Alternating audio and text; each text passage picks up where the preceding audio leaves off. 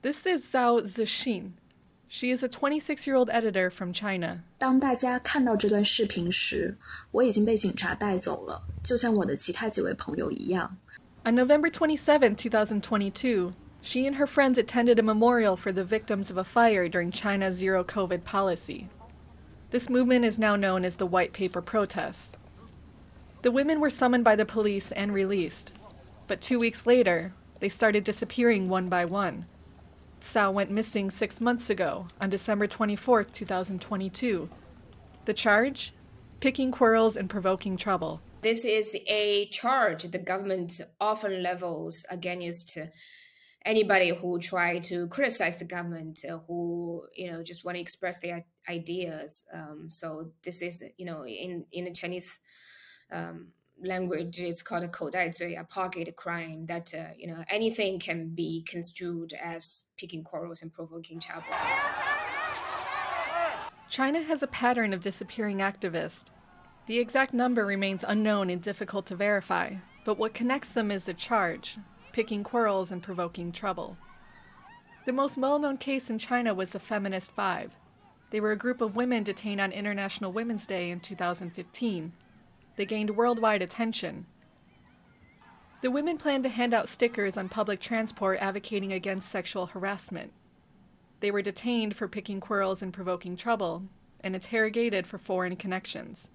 They always ignore the fact that women have the independent idea and powerful enough to raise our voice, so they will just bring other things like someone must be manipulating you and that someone must be foreign power. Zheng and the 4 other activists were in detention for 37 days. They were released after international outcry. In my time when I was detained, a lot of people in China do a lot of action to call for our freedom. But nowadays, like in the white paper movement or in Huang Xueqing or Li Qiaochu's case, and when people try to call for their freedoms, they will get into trouble. Censorship within China is strong and has only gotten stronger since 2015.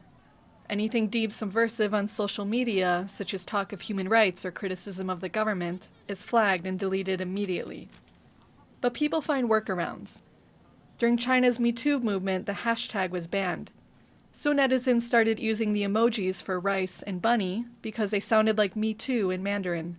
There are different kinds of activism, labor activism, anti-discrimination activism. A lot of have really died down because people have been imprisoned, people have been driven to exile. But women's rights movement is still there. So, a lot of noise online. People still wanted to talk about it. People still wanted to organize. It's quite inspiring.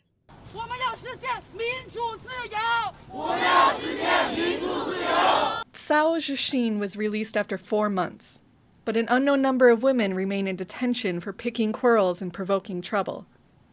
Despite the risks, this has only enhanced their solidarity and boosted their activism on the streets. Lien and Herel Hughes for TaiwanPlus.